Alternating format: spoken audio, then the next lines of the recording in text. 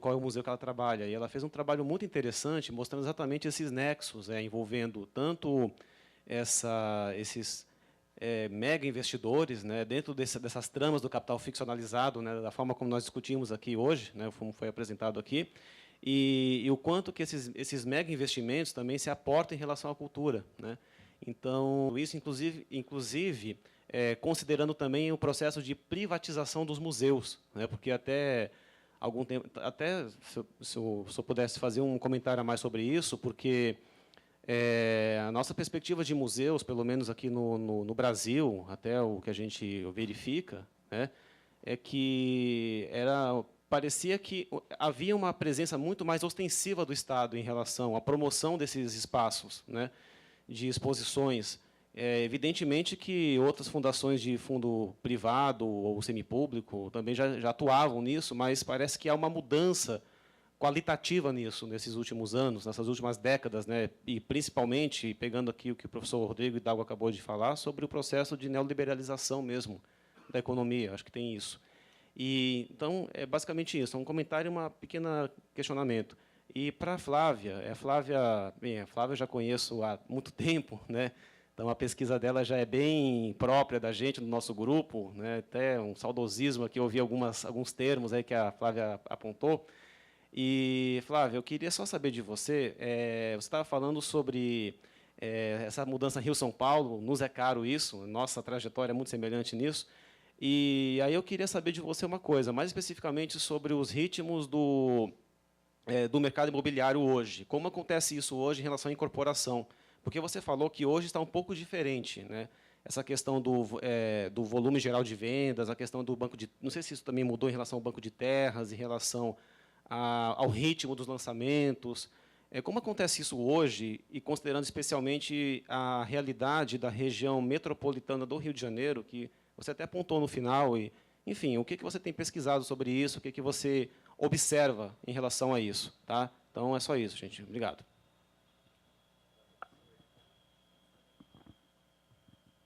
Eu vou fazer a professora, depois você vai para eles e mais um bloco, tá?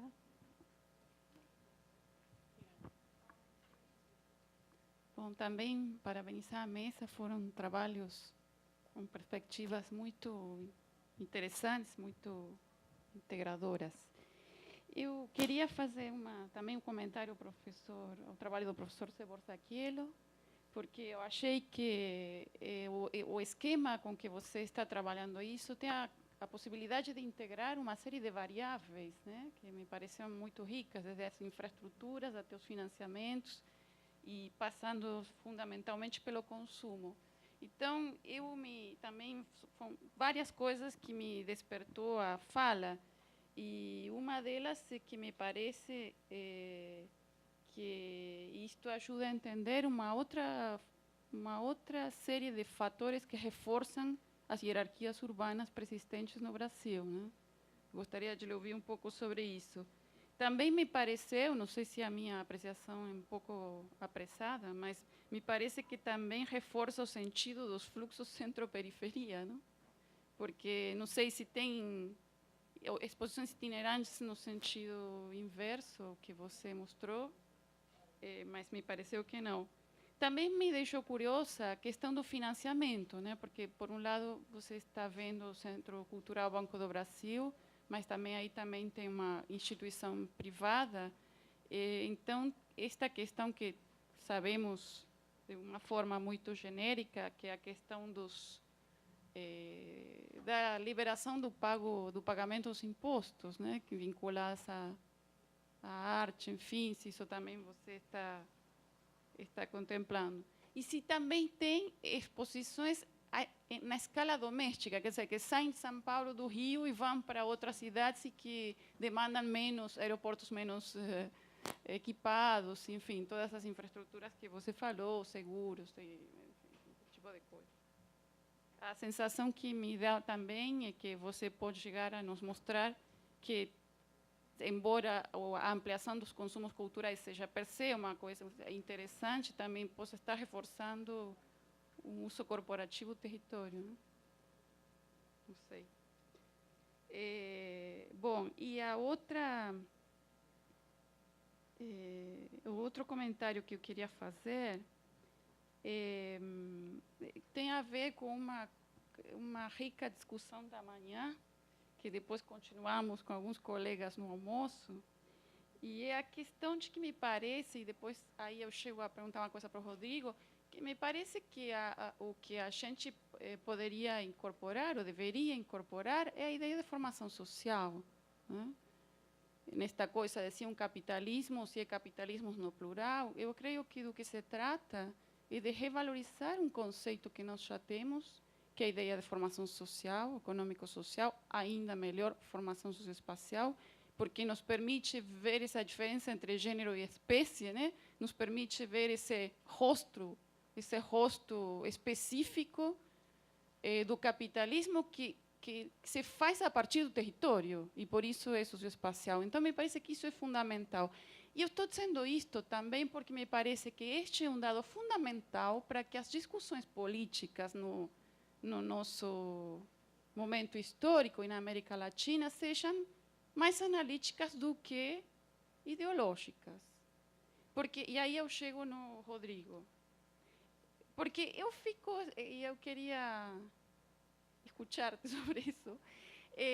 Como é que um país que viveu tamanhos processos de neoliberalização, o Estado aún tem 1/3 da terra, 1/3 das terras, né?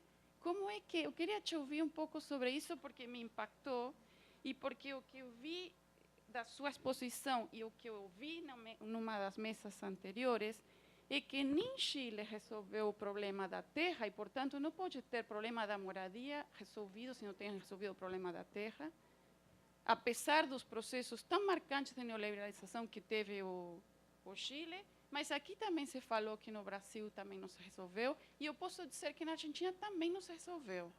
Então, o que eu estou querendo dizer com isso é que processos específicos de formação socioespacial com governos de signos diferentes deixam ver uma realidade como essa. Então, me parece que está na hora de reforçar as análises particulares dos países, em lugar de continuar discutindo coisas genéricas demais sobre o capitalismo, a ideologia, sobre os quais muitas vezes não temos muitas informações específicas sobre os países. Então, é um pouco isso. Obrigada.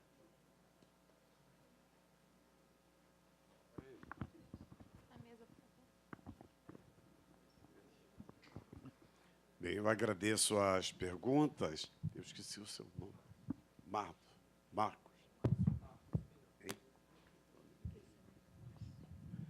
Márcio, com relação à questão da privatização, veja, então, as grandes coleções nossas são coleções privadas. Hoje, São Paulo Itaú Cultural é um exemplo, uma recente. Nós vamos ter a coleção Moreira Salles, na área de arte em fotografia, tanto aqui do Rio como de São Paulo.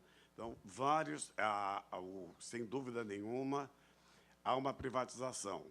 Esses dois estabelecimentos, equipamentos culturais que eu estou trabalhando, é extremamente importante observar os três, mas no caso Rio e São Paulo, veja, não tem acervo praticamente.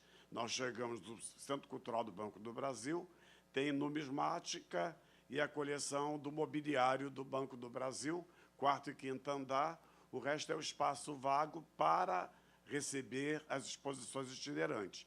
Então, ele já foi, e o de São Paulo também, ambos já construídos na perspectiva de receber coleções itinerantes, quase todas de museus públicos, europeus, mas também de museus privados, como é no caso do Guggenheim. Mas nós aqui estamos, nossa vinculação maior é com a Europa. Então, esse mercado da arte, quando você vai chegar na Sotheby's, como é que você vai identificar a autenticidade da obra, qual é a obra que pode ser replicada no campo escultural, no campo da pintura, é original ou não é? Todo o sequestro de obra de arte que nós tivemos na Segunda Guerra, principalmente os acervos pertencentes aos judeus, Então, essas obras, muitas que foram enterradas, e como que elas ressurgem, e a catalogação dessas obras, e toda uma especulação, uma bolsa de valores do mercado de arte, como que esse mercado vai regulando e vai imprimindo esse valor simbólico, um capital social, tanto aos proprietários dos acervos, quanto aos museus que possuem. E depois a valorização dessa obra com a possibilidade, com os recursos da imagem, principalmente com a fotografia e com o cinema, como que você replica, multiplica Mona Lisas, vende as cópias, os próprios museus se ocupam de reproduzir, né, os quadros principais, como que eles vão vendendo na medida. Quanto mais eles se multiplicam, mais esse quadro entra, mais essa obra de arte se insere na perspectiva do... E é um novo meio. Eu trabalhei, no caso da proposta que o Álvaro me deu, novas formas de consumo na metrópole, como que esse consumo da arte, como que ele vai criando uma cadeia. A cadeia produtiva desse mercado da arte, que quando você observa um quadro, para o observador, a perspectiva é puramente estética. Ela é estética, é sensorial, é o prazer de você estar observando a obra de arte. Mas o que tem de mercadificação nesse ato de observar? O ato de observar, em si, ele é individual, a experiência é única, mas ela alimenta fluxos e mais fluxos dos museus. Então, o que isso significa quando você tem que pagar? Nós aqui não temos tanto... Não é tão... O Banco do Brasil, a entrada é gratuita, mas tem vários museus que cobram. Então, como você privatiza o caso as grandes coleções, os grandes investidores na arte, no mercado de arte do Brasil, o setor financeiro, tanto oficial como privado, o Banco Boa Vista, da família Guinle, como que vai os investimentos nas obras do Niemeyer, os próprios edifícios, eles em si constituem já um patrimônio. E nós não podemos esquecer também a perspectiva do fisco. A Lei Rouanet, que vai dar incentivos para que muitas exposições sejam realizadas. O BNDES, já também vem entrando com a pergunta da Maria Laura, o próprio BNDES financia também, é um grande financiador, e as grandes multinacionais. Você vai ver sempre a presença de grandes empresas do capital internacional, corporativo, que atua no mercado brasileiro e que marca a presença num produto que ofere um peso simbólico muito forte, atribui, dá um up àquela empresa que está financiando, está trabalhando na área de arte, né? Para Maria Laura, realmente é possível realmente discutir hierarquias. Eu estou trabalhando mais na perspectiva da metrópole, por ela reunir as pré-condições em termos de infraestrutura e de equipamentos e de serviços. Você precisa de arquitetos especializados, equipe de engenharia de iluminação, engenharia de som, de acústica. Então, você vai trabalhar com pintura especial, você vai ter que trabalhar o design, toda a estética e a disposição da exposição, por mais que o proprietário da exposição ou a equipe responsável pela exposição faça croquis, maquetes e desenhos, mas vai depender do espaço local, o que você tem disponível, porque ele não vai trazer um Van Gogh e deixar um Van Gogh sem ângulo de observação que valorize a obra. Então, a iluminação, quais as possibilidades de você criar essa sensação de deslumbramento, né, que é a obra de encantamento, que a obra de arte pode oferecer. Então, a cidade tem que ter condição, do caso, a metrópole é que oferece mais essa condição.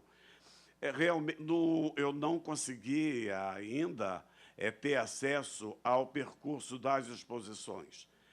tem pego no Brasil, mas o meu interesse agora já é saber como elas não são feitas só para o Brasil, elas são feitas para serem ajustadas às condições e à capacidade da compra, porque, no caso, para você ter uma ideia, é um negócio tão lucrativo que o Museu d'Orsay está vivendo só de exposições itinerantes, né? São milhões, tem tido lucros imensos, né, com esse circuito mas eu não consegui ainda identificar, quero mapear o circuito dessas exposições. Mas é possível o centro-periferia, porque o que você tem, geralmente, é sessão.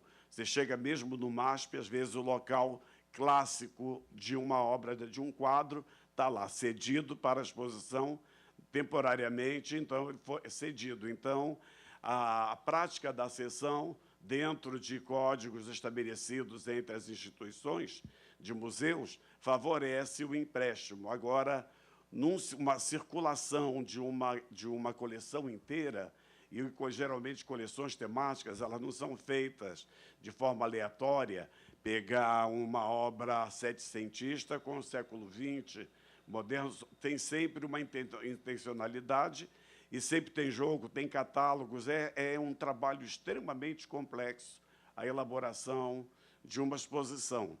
Então, é possível que o fluxo norte-sul seja mais intenso. É possível porque, além do potencial de mercado que nós temos, no momento em que uma economia como a brasileira atravessou um momento de melhor redistribuição de renda e de melhoria das condições de vida, várias dimensões do consumo assumiram proporções bem maiores